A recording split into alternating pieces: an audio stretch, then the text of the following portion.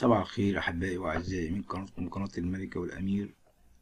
في البداية سلامي للجميع وسلامي لكل مشتركي قناة الملكة والأمير. النهاردة عندنا موضوع جديد وهو نياحة الرجل العظيم القس الكاهن الأب الحنون مكاري يونان. الموضوع عشان ليه أهمية كبيرة هنقوله باللغة الإنجليزية، وبعد كده هنلاقي النص التاني بتاع الفيديو بنتكلم فيه باللغة العربية. We reveal the main reason behind the death of Abuna Makari Yunan. We reveal the main reason behind the departure of Abuna Makari Yunan. The death of Pastor Makari Yunan, pastor of Greed Center Mark Church, by your fully finished unit in North City with a premium starting from £8,000 without the hassle of waiting and routing. Choose the right unit for you and book online.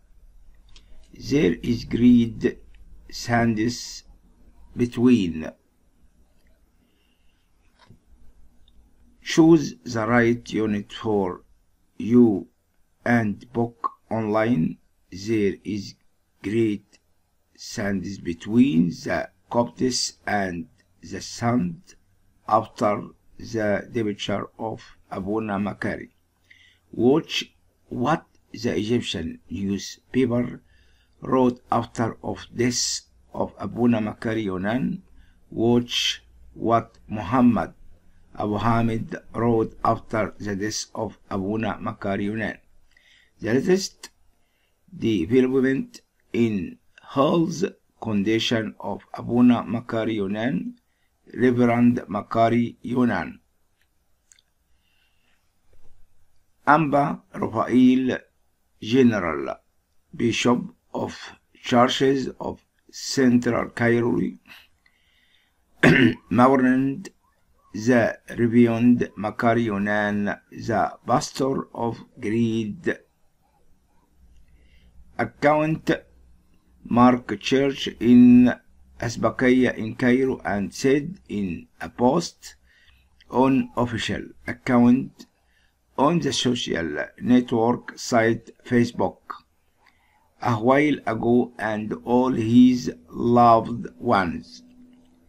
Reverend Makari Yunan had been admitted to intensive care a few days ago due to infection with the coronavirus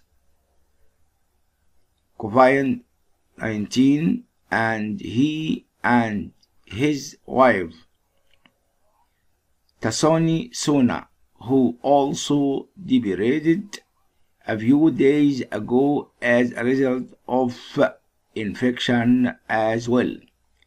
Reverend Makari Yunan was famous for being one of the most prominent names with the gift exorcising demons in the Coptic. Also, Orthodox churches, as well as one the names calling for unity among churches in pictures gloating over the death Reverend Abuna Makari Yunan. 52 minutes now we report of gloating over the death Reverend Abuna Makari Yunan, writing by journalist Gerges Qudsi al-Saghir. The gloating of 50 organizations in the death of Reverend Makari Yunan after the gloating of the 50 organizing in the death Reverend Makary Yunan after the gloating of Bear Joner and the Shan Tahani al-Gibali and sledging him for trying to drive a wedge. The virus man who publicly said in his meeting that every Christmas should serve our Muslim sister and said verbally, we are the servants Muslims. Bishop Musa bids farewell to Father Makary Yunan with very moving words. Details the departure Abuna Makary Yunan. With very moving words, details of the departure of Abuna Makary Yunan, who joined his wife after only 3 days. However, no, the true meaning of service now, the services does not require a debt, but rather force is itself our unit it reaches. مساء الخير أحبائي وأعزائي. اليوم يوم مؤسف جدا، أخبار محزنة، رحيل وعاجل لأبونا مكاري يونان النبأ الذي سيحزن كل مسيحي العالم. عاجل هو رحيل أبونا مكاري يونان، الخبر الذي سيحزن كل مسيح العالم ومصر.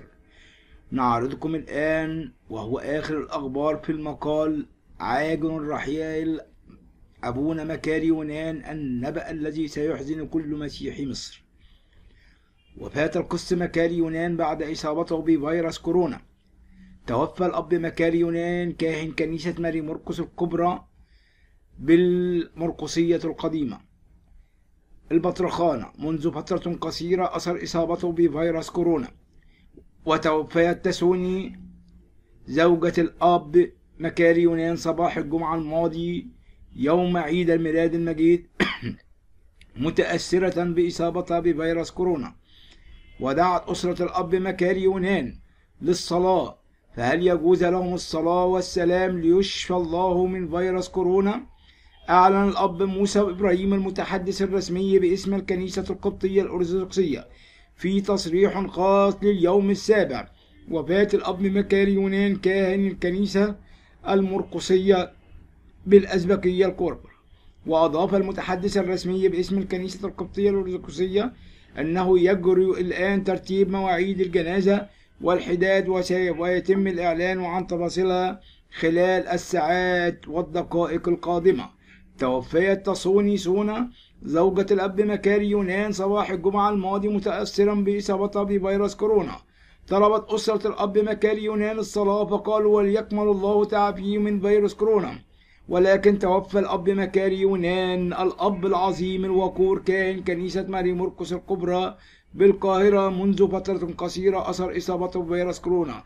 الرجل الذي كانت ترتعش أمامه الشياطين، الرجل الذي كانت تخضع له الخطية، الرجل الذي كانت يخضع له إبليس بكل زوابعهم.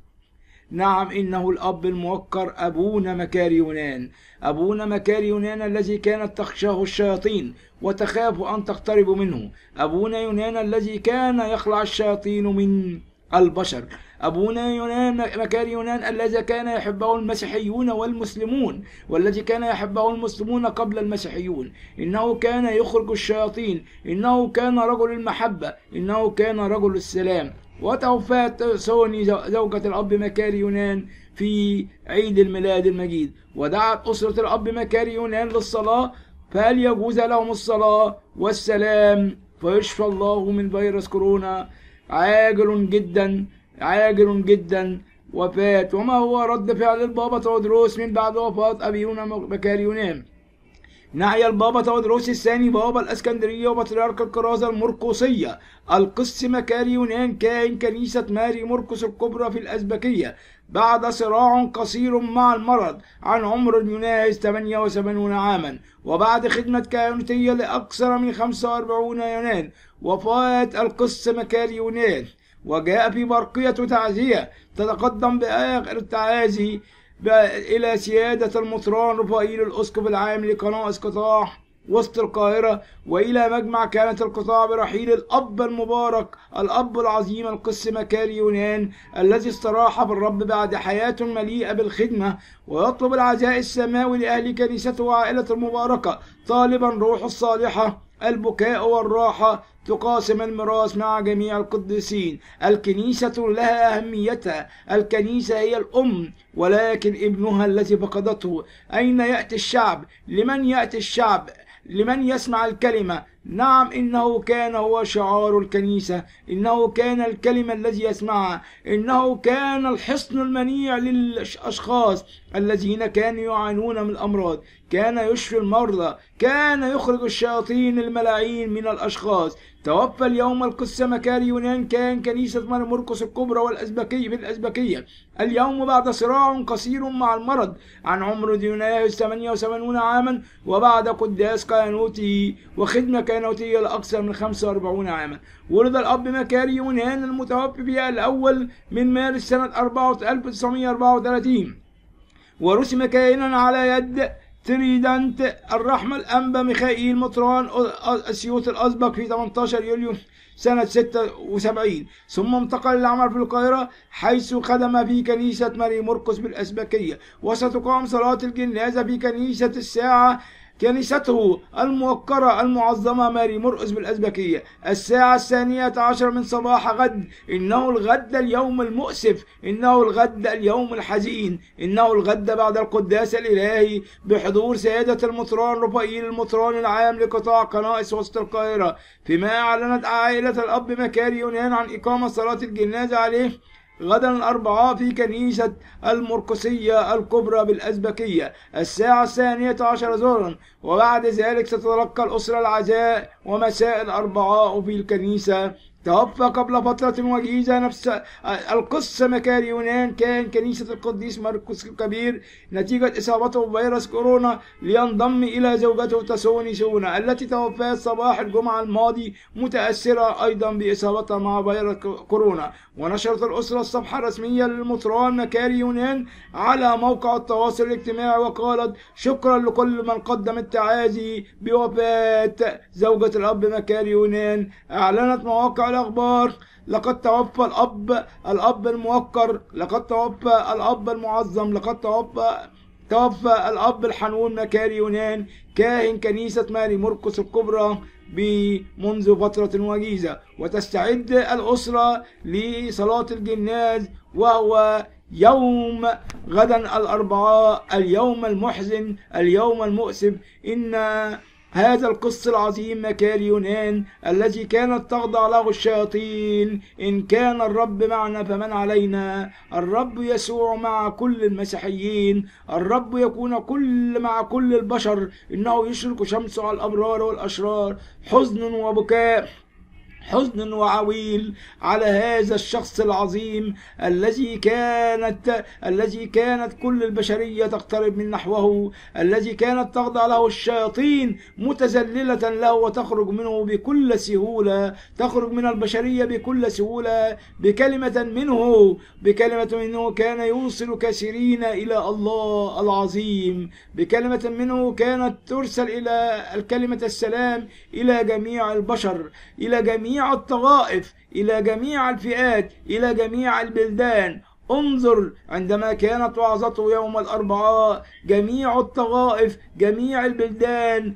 كانت مزدحمة الكنيسة، ولا يوجد بها مكان حتى تكون لها مكان. نعم، الكنيسة ستحزن حزنا كبيرا، الكنيسة ستحزن حزنا كبيرا، ولكن السماء تفرح بهذا الرجل العظيم، بهذا القس العظيم. شكرا لكم أحبائي وأعزائي، ولكم مني كل الحب والتقدير، وسلام الرب يكون معكم. آمين.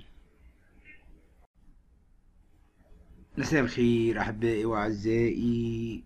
اليوم يوم مؤسف جدا، أخبار محزنة، رحيل وعاجل لأبونا مكاري يونان النبأ الذي سيحزن كل مسيحي العالم. عاجل هو رحيل أبونا مكاري يونان، الخبر الذي سيحزن كل مسيح العالم ومصر. نعرضكم الآن وهو آخر الأخبار في المقال: عاجل رحيل أبونا مكاري يونان النبأ الذي سيحزن كل مسيحي مصر. وفاة القس مكاري يونان بعد إصابته بفيروس كورونا. توفى الأب مكاري يونان كاهن كنيسة ماري مرقس الكبرى بالمرقسية القديمة البطرخانة منذ فترة قصيرة أثر إصابته بفيروس كورونا.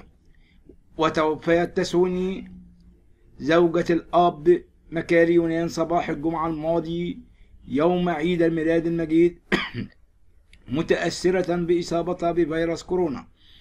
ودعت أسرة الأب مكاري يونان للصلاة، فهل يجوز لهم الصلاة والسلام ليشفى الله من فيروس كورونا؟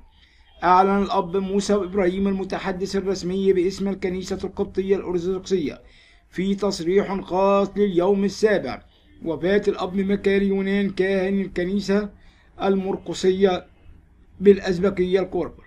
وأضاف المتحدث الرسمي باسم الكنيسة القبطية الأرثوذكسية أنه يجري الآن ترتيب مواعيد الجنازة والحداد ويتم الإعلان عن تفاصيلها خلال الساعات والدقائق القادمة. توفيت تصوني سونا زوجة الأب مكاري يونان صباح الجمعة الماضي متأثرا بإصابتها بفيروس كورونا. طلبت أسرة الأب مكاري يونان الصلاة فقالوا وليكمل الله تعافيه من فيروس كورونا.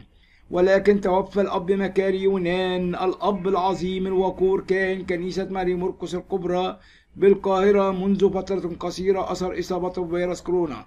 الرجل الذي كانت ترتعش أمامه الشياطين، الرجل الذي كانت تخضع له الخطية، الرجل الذي كانت يخضع له إبليس بكل زوابعهم.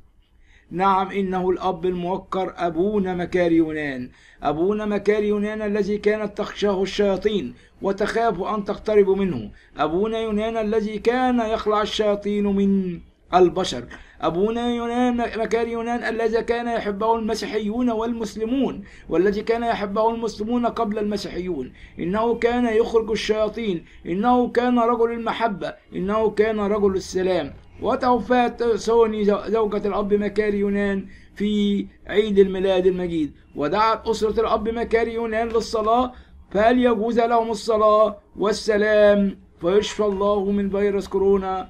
عاجل جدا، عاجل جدا وفاة. وما هو رد فعل البابا تودروس من بعد وفاة أبينا مكاري يونان؟ نعي البابا تودروس الثاني بابا الإسكندرية وبطريرك الكرازة المرقسية القس مكاري يونان كاهن كنيسة ماري مرقس الكبرى في الأزبكية بعد صراع قصير مع المرض عن عمر يناهز 78 عاما، وبعد خدمة كهنوتية لأكثر من 45 يونان.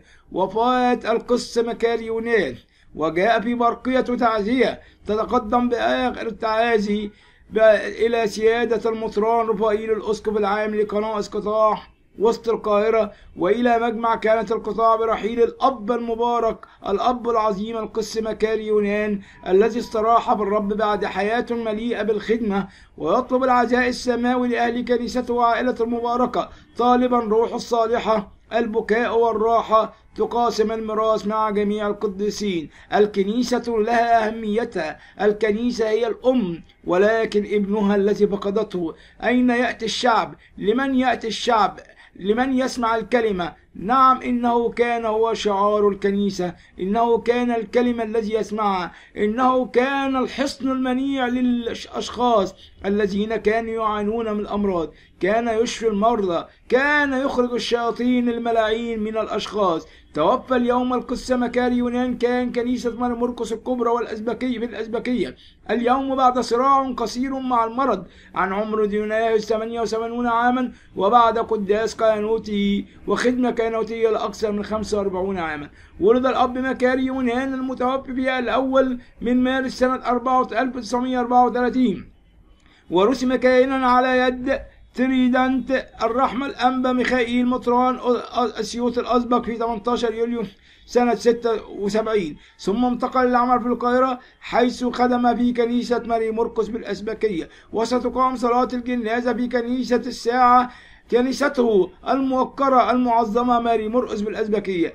الساعة 12 من صباح غد. إنه الغد اليوم المؤسف، إنه الغد اليوم الحزين، إنه الغد بعد القداس الإلهي بحضور سيادة المطران رفائيل المطران العام لقطاع كنائس وسط القاهرة، فيما أعلنت عائلة الأب مكاري يونان عن إقامة صلاة الجنازة عليه غدا الأربعاء في كنيسة المرقسية الكبرى بالأزبكية الساعة 12 ظهرا. وبعد ذلك ستتلقى الأسرة العزاء ومساء الأربعاء في الكنيسة. توفى قبل فترة وجيزة نفس القس مكاري يونان كان كنيسة القديس مرقس الكبير نتيجة إصابته بفيروس كورونا، لينضم إلى زوجته تسوني سونا التي توفت صباح الجمعة الماضي متأثرة أيضا بإصابتها مع فيروس كورونا. ونشرت الأسرة الصفحة الرسمية للمطران مكاري يونان على موقع التواصل الاجتماعي وقالت: شكرا لكل من قدم التعازي بوفاة زوجة الأب مكاري يونان.